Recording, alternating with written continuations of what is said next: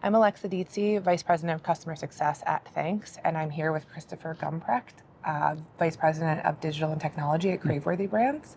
Thanks for sitting with us today. Yeah, thanks for having me. I want to dive into a couple questions about what led to your transition to Thanx and kind of how you evaluated bringing in some new technology. You were previously running on a couple different pieces of technology, and when you kind of came into Craveworthy, you kicked off an evaluation, and you led the evaluation for Thanx across a brand of 7 companies and growing. Can you walk me through what the process looked like when you were starting the evaluation and then managing that through the transition off of legacy technology? Yeah, absolutely. So I joined the team about a year and a half ago, and Craveworthy is a fairly young company. We've only been around since 2022, 2023. We have about close to 20 brands. Many of them have loyalty, and when I came in, I was looking at our tech stack across all of our brands, and it was very diverse. We had a lot of different systems running the same thing. And what we found internally is there was a lot of knowledge that had to be in place for people using those systems, and they would go use one of them and it functioned one way, and then you go to another system. And when I came in, and I use this with my attitude across technologies, there should only be one way of doing things as much as possible. The same way in a restaurant, you wouldn't teach people to prep chicken 2 different ways, and that's okay. You teach them one way to do it. It should be that same way when you're using technology. And so I really came in with this attitude that as much as possible, we need to find alignment across our tech, and loyalty was the first piece that we looked at because it was such a connection to our guest, which is what drives our business.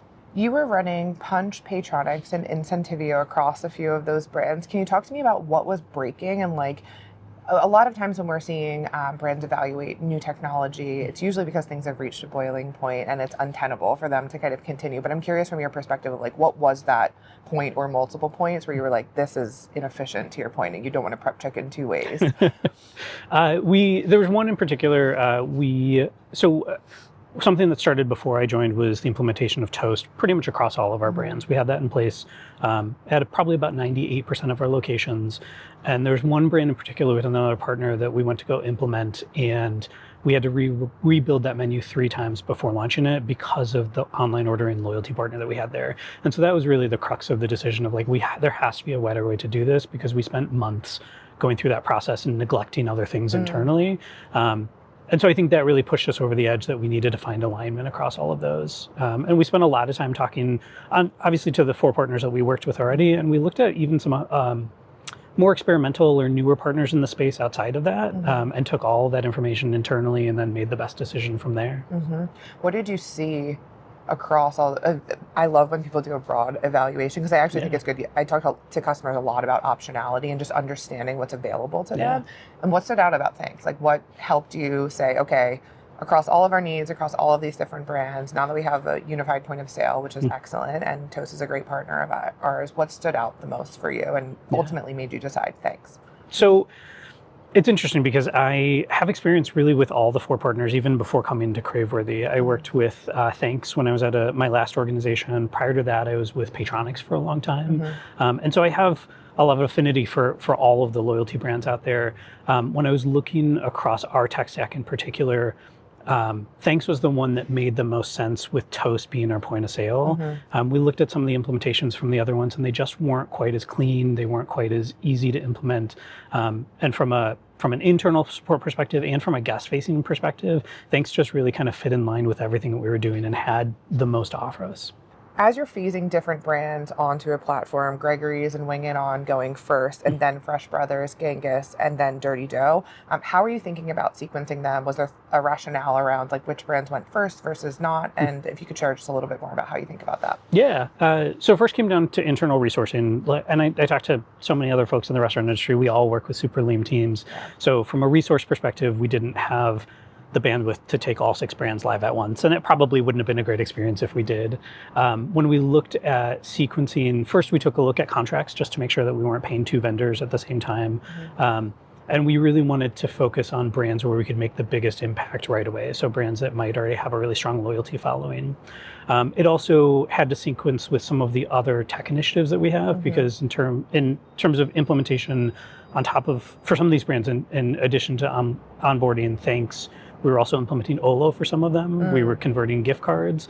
And so we really had to figure out where all those pieces kind of fit together across the board. And so it's a bit like playing Tetris in that. It's a lot of work. Yeah. And you guys are doing it well. You guys are doing it We well. had a lot of good help. Yeah.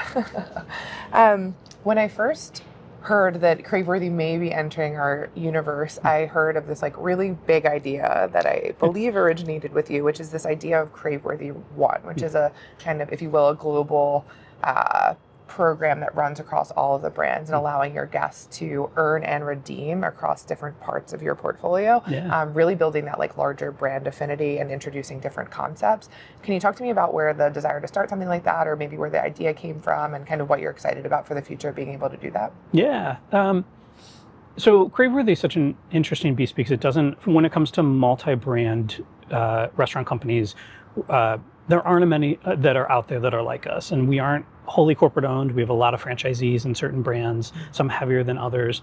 And so when we were looking at the value of loyalty across our brands, like what a great opportunity for our franchisees when we're talking to new people, trying to get them into the system, to say, hey, you know, by joining the Craveworthy family and opening a location and a brand for us, you know, you have access not just to the customers within that specific loyalty group, but you could also cross-market to people that maybe there's another location of Dirty Dough down the street and there's some overlap potential between the two of them. And so there became a lot of this opportunity to have kind of a blending of brands. From a customer perspective, Craveworthy isn't something that most of our customers know. They know the individual brands like Big Chicken or Gregory's. And the desire to kind of grow that and have that be more guest-facing is something that we're looking at doing in the future. So when we looked at doing this, and I know I talked about this with you initially, we were looking at other businesses that do this outside the restaurant industry. And the one that you've heard me mention all the time is Marriott, in that you can have a loyalty to a particular brand within Marriott, and you don't really have to enjoy the rest of the ecosystem. But if you're looking for discoverability, you can see that they have autographed level hotels, and they have hotels, you know, that are more budget friendly. And so when we look at that in our customer engagement, it allows them to unlock different experiences by trying maybe a Dirty Dough and a Big Chicken that might be in the same city. Yeah. You joined the Thanx Customer Advisory Board and asked for a co-branded press release when you signed with us, which we were thrilled to see. What made you so confident that this is the right bet? Sometimes people are a little bit hesitant and want to wait and see, but I'm curious. You seemed all in from the first day, which is so exciting to us. But like, what brought you there? And I will say I'm very skeptical when it comes to technology, but I had the fortune of working with you guys at my last organization, and I think it was when I started there, and I don't know that we've had this conversation, I was probably one of the people that held out the longest, that I wasn't sure that Thanx was the right partner for us. And over the 3 years that we spent, I watched the product improve, I watched the teams engage, you guys took in a lot of customer feedback, I saw the commitment to deepening the technology integrations with other partners, and those are things that I don't see as heavy from other brands. And so when we made this decision, I was really the one pushing internally that Thanx was the right partner. And I guess the one other thing that I'll say about this is I believe as a tech buyer, it's my responsibility to reevaluate really our entire tech stack on an annual basis. Yeah. And I talk about this all the time. Like I need to go fight for the things that are on our P&Ls and make sure that they are valuable to us. I knew that I wanted the Thanx partnership to be a multi-year partnership, and I want that to extend as far as we can. And so I knew when we were signing that deal that I wanted to make a big deal about how important that partnership was for us. Amazing. We're so excited to keep investing in your growth, and happy to have you back as a customer. Thank you. Awesome. Thanks, Christopher. I appreciate it. Christopher, you mentioned that one of the things that is challenging for you, and something I see across our customers, is they're operating with really lean, smart teams, but really lean teams. And you also mentioned that you were doing several technology rollouts kind of in tandem or back to back to back. And so I'm curious, we have a 90-day timeline that we usually have for most of our customers, and they hit it. But I'd be interested in, like, how did your lean team plug in with the Thanx team, and kind of how have you felt as you're like in the weeds and actually doing the onboarding? Yeah. This has been honestly a lot of fun for me, but our team is very lean. I would say on the loyalty implementation, we have 4 dedicated resources that have been on it week to week for all 6 of our brands. And with all 6 of them, we're in some stage of development at all times. The great thing that I love about Thanx from the very beginning, you guys are so situated with exactly what the deliverables are, what the needs are, the sizing, the email campaigns. And so it's basically just for us going through a checklist, and as long as we can devote the resources to making sure we have all the different size images that we need for the mobile app and that we've tested the loyalty rewards, those are things that our teams could get through on a week-by-week basis. And your team was really great about holding our hand through those if we had questions. We also talked with your team about the potential need for outside resources if we ever needed those, but we never did. So I'm really grateful for our onboarding team and keeping us on track and making sure that we're hitting our launch dates. Amazing. Well, I'm so happy to hear that, and kudos to your team for working through it. And thank you so much for chatting. Yeah, great.